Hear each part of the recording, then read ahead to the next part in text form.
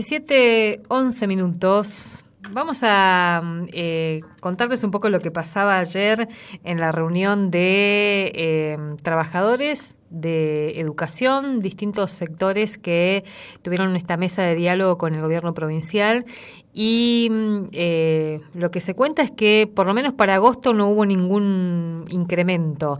Está en línea Carlos Lescano, que integra esa mesa de discusión en representación de los y las trabajadoras para contarnos un poquito. Carlos, muy buenas tardes, ¿cómo estás? Alicia Rivas te saluda. Hola Alicia, ¿cómo te va? Gracias por llamar. Gracias por atendernos. Contanos un poco cómo fue la reunión de ayer y quiénes estuvieron. Bien, el día de ayer tuvimos una reunión en la escuela normal a partir de las 10 de la mañana con representantes del gobierno provincial en el marco de una serie de reuniones que veníamos llevando a cabo a partir del 7 de junio, donde habíamos firmado un acta de acuerdo, donde había una determinada cantidad de compromisos que se comprometía la patronal, que incluía, por ejemplo, saldar las deudas al mes de mayo para el mes de agosto, recordando que las suplementarias venían con un atraso enorme, alegaban de que se debía a la modificación del cambio del sistema en el Consejo de Educación de liquidar sueldos, un nuevo sistema que le costaba adaptarse para poder liquidar las partidas de los trabajadores suplentes que entran los papeles no en tiempo y en forma y que después salen por suplementaria. Cosa muy preocupante porque, el atraso era importante y en un proceso inflacionario muy alto, la pérdida de poder adquisitivo, la verdad que es un sufrimiento que tienen los trabajadores en esas condiciones que pierden demasiado, en estos altos índices de inflación que estuvimos viviendo y estamos viviendo, transitando, ¿no?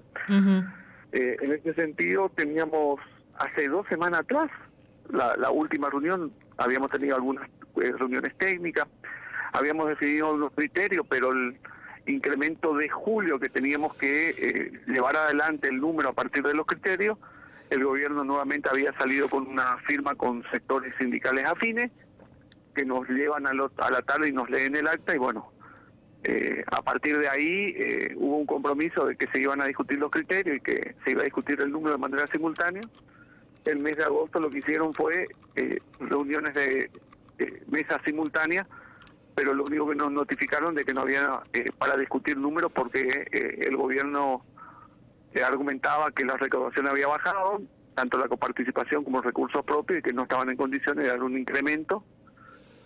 Habíamos pasado un cuarto intermedio para la semana siguiente, pero eso era lo que se había anunciado. Lastimosamente, un familiar del vocal de consejo ha tenido un hecho muy lamentable, ¿no? Que se postergó esa reunión y hemos tenido el día de ayer con la presencia del vocal Pinto, su secretaria, y en gran parte de las reuniones estuvo presente el ministro de Economía, Adolfo Zafrán. Sabiendo que ya los residuos estaban liquidados, que la acreditación se hacía el día de hoy, lo único que se confirmó el día de ayer, el pago de suplementaria mayo, que estaba pendiente, que se llevará a cabo el último día del mes de agosto, cumpliendo al límite, digamos, el compromiso asumido, y la liquidación de junio y julio para el mes de septiembre de lo que es suplementaria.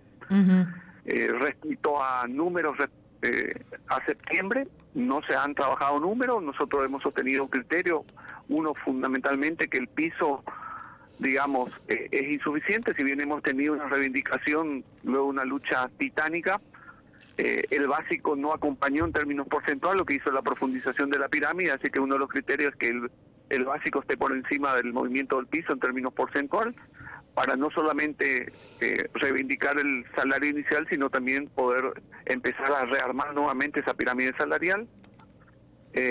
Respecto a lo que es el recurso, lo que nosotros observamos y monitoreamos de coparticipación, es real la recesión que estamos viviendo el pueblo argentino, que creo que todos conocemos, pero también sabemos que los recursos provinciales no están informando, le pedíamos datos, no nos dieron con precisión, dijeron que están con una pérdida real, pero no dato concreto, y le pedíamos que eso deben publicar, y que para el próximo mes, que es septiembre, ellos tendrían una proyección.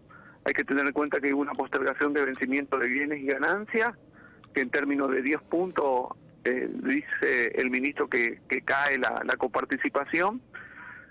Hay una aprobación de una ley de blanqueo que consideran que eso es coparticipable, que debe mejorar la coparticipación, y también entra el mal llamado impuesto a la ganancia, que también es un impuesto coparticipable que debería estar llegando. Por lo tanto, las proyecciones indican que tendrían que mejorar, y que eso, lo que nosotros exigimos, debe repercutir en el salario del trabajador, para no llegar en condiciones similares a las que hemos hecho el año pasado, donde explotó el conflicto, un conflicto que explotó a pesar de que nosotros, en más de un micrófono que nos permitían, decíamos que había dinero. Hoy la razón nos dan. Hay un informe de economía respecto a Misiones que se jacta de tener ordenado las cuentas públicas en el primer trimestre, con un superávit de 46.000 millones. Ahora, ¿a qué costo? Las declaraciones del ministro dice sin aplicar motosierra ni licuadora. Obviamente que la provincia no tiene la potestad de definir políticas fiscales, pero sí lo definió el gobierno de Milei, que le permitió hacer ese efecto licuadora con la gran devaluación que sufrimos los trabajadores, y con los ajustes en términos reales de los salarios. Entonces, me parece que cuando nosotros planteábamos de que había plata y no había voluntad política para reivindicar, está a las claras en el informe que se publica hoy. Que recién tuvimos una reivindicación en el segundo semestre, ¿sí? Ahí también hubo una recaudación importante y coparticipación importante en mayo, que luego sí, en términos real cayó. Por ejemplo, julio en términos nominal fue menor a junio, y agosto se calcula que mejora levemente unos puntos. Carlos, pero vuelvo a insistir. Sí. Pensaba un poco en lo que se venía reclamando en esos días de mucha conflictividad y de presencia de docentes en las calles, en las rutas y demás. Lo que se acordó en ese momento, la expectativa que tenían además los docentes cuando cerraron ese acuerdo, ¿están muy lejos ahora de eso?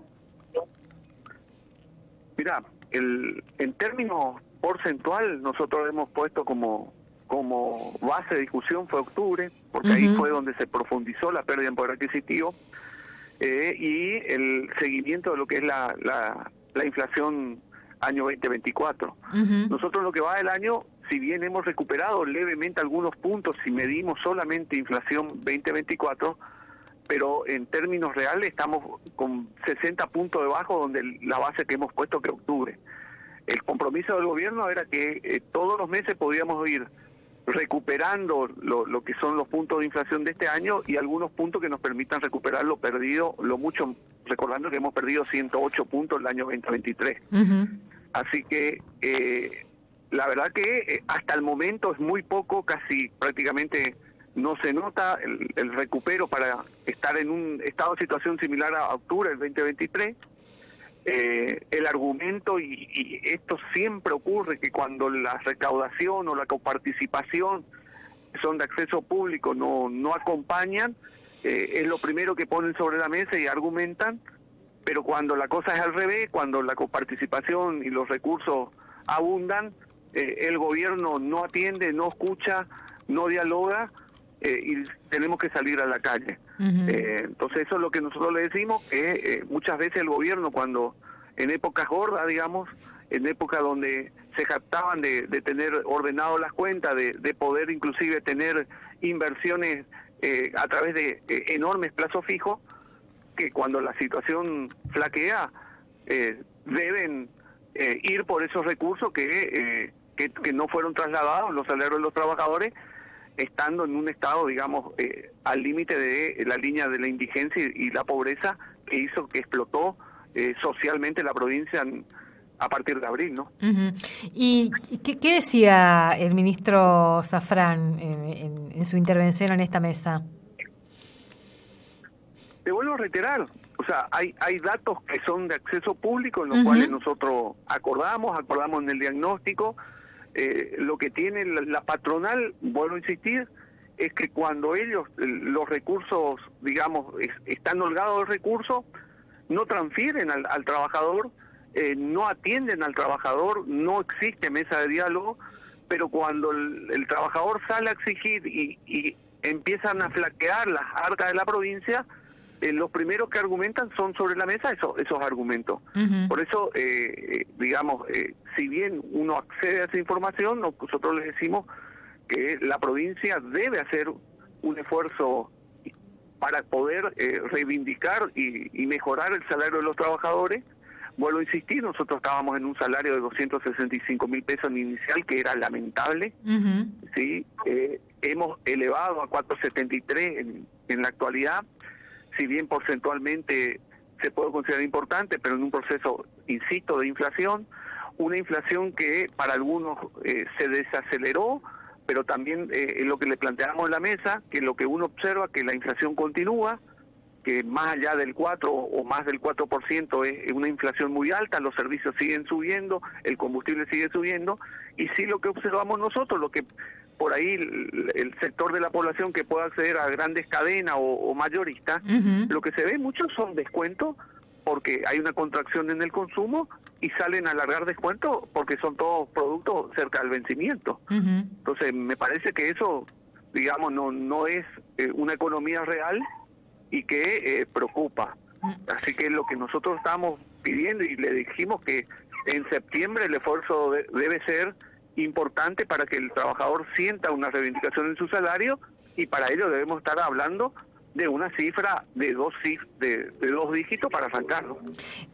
Carlos, ¿y qué pasa con los jubilados y las jubiladas? Bien, los jubilados, eso también hay que tener en cuenta que en el 2020 nosotros logramos en la lucha en octubre lograr un decreto 1776/20, donde a través del decreto se clarifica cuál es la modalidad del índice de aplicación para el sector uh-huh, docente, y a partir de ahí hay una cadena de índice de movilidad cada vez que tengamos movimiento los trabajadores activos. Ahora bien, más allá que existe una normativa, una ley que establece el acceso a la información pública, cuando el gobierno se cierra y no atiende a los trabajadores, no se accede a esa cadena de índice, por lo tanto no podemos hacer el monitoreo externo. Imagínate vos que recién en junio, luego de que el año pasado no nos recibieran y este año tuvimos que salir más de 40 días, nos dieron la cadena de índice a partir de enero del año pasado hasta la fecha, y ahora tenemos hasta el último, que es agosto, donde no hubo movilidad. uh-huh. Nosotros hemos hecho un monitoreo, digamos, externo respecto a esos índices que aparecen ahí, y vemos que tenemos unos puntos de diferencia, por lo cual exigimos una mesa con las autoridades del IPS, pero con la presencia del ministro Zafrán, para que haya un responsable político y que tenga, digamos, el peso para poder tomar una determinación y poder actualizar, digamos, esos puntos que para nosotros el IPS ha liquidado de manera errónea, y a favor del IPS y en contra de los jubilados. Uh-huh. Así que el jueves 5 se va a concretar ese encuentro a partir de las 10 de la mañana en el IPS, donde vamos a hacer un trabajo técnico. Nosotros tenemos, digamos, un rastreo de muchos casos de jubilados. Solamente para darte un dato, por ejemplo, desde el IPS argumentaban que la última movilidad de agosto fue del 9,5, y la verdad que nosotros encontramos que los jubilados tuvieron una movilidad de 7. Uh-huh. Son 2,5 puntos, a los cuales hay que sumar otros puntos que tenemos diferencia en esa cadena de índice, y es lo que vamos a plantear. Los jubilados, a igual que los activos, nosotros hemos tenido un brutal ajuste el 2023. Los jubilados han tenido peor en términos nominal y porcentual, por supuesto, porque hay que entender que en el 23 hay una inyección de parte del gobierno nacional a través de lo que se denomina la garantía nacional, que es totalmente negro, que también hizo, digamos, mella en esos índices de movilidad. Uh-huh. Carlos, ¿y qué se está palpando en las escuelas? ¿Hay descontento, hay preocupación? ¿Qué están recibiendo ustedes? La escuela no es una burbuja de la sociedad argentina. Uh-huh. Es decir, la situación agobiante económica la estamos sufriendo todos. Sabemos, digamos, de que la plata no alcanza, de que, insisto, todo sigue subiendo. Y bueno, la preocupación y la necesidad de empezar a recuperar en términos real el salario. Nosotros, digamos, sumado a que en un contexto de pérdida de salario, hay acciones políticas a nivel nacional acompañado por la renovación que tienen que ver con tratar de calmar la fiebre y no discutir el problema de fondo, que tiene que ver con la ley de esencialidad, que es una aberración, donde hay una quita y un avance de derechos de los trabajadores, donde intentan responsabilizar a los trabajadores el fracaso de los últimos tiempos del sistema educativo, y no dando respuesta a la demanda, porque si en los últimos tiempos fue tan conflictivo, el conflicto se genera ante la falta de respuesta en todos los sentidos dentro del sistema educativo de que tienen la responsabilidad política, que es el Estado. Carlos, bueno, seguramente vamos a volver a charlar. Decías, la próxima reunión es para hablar de jubilaciones y la próxima para hablar del salario docente, ¿nos decías? El jueves 5 quedó la reunión previsional, y en la semana del 9, más precisamente nos deben definir la fecha, jueves 12 o 13, sería la reunión donde el gobierno daría la propuesta salarial de septiembre. Lo único que confirmaron de que va a haber un incremento, el ministro dijo que ellos tienen una protección en la primera semana de septiembre. Generalmente esas proyecciones del CFI que les envían suelen ser bastante, digamos, acertadas, donde podemos tener una propuesta concreta de parte del gobierno respecto a la reivindicación salarial de septiembre.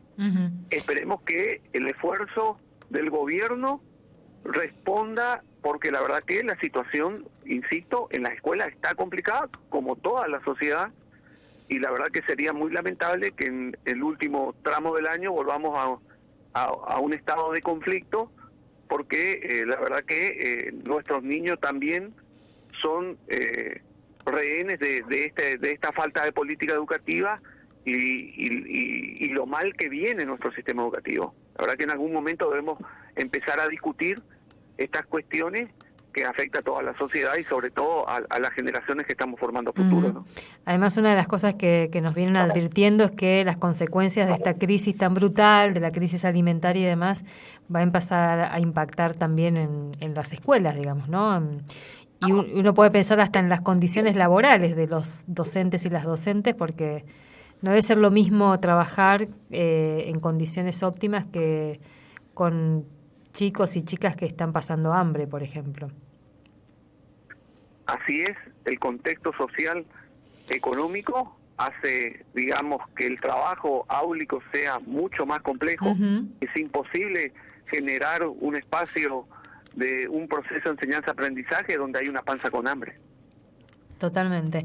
Gracias, Carlos. No, gracias a vos por el espacio, Alicia, que tengas buenas tardes. Hasta luego. Carlos Lescano fue parte de la mesa de discusión salarial ayer en representación de trabajadores de la educación que estuvieron ahí discutiendo. No hubo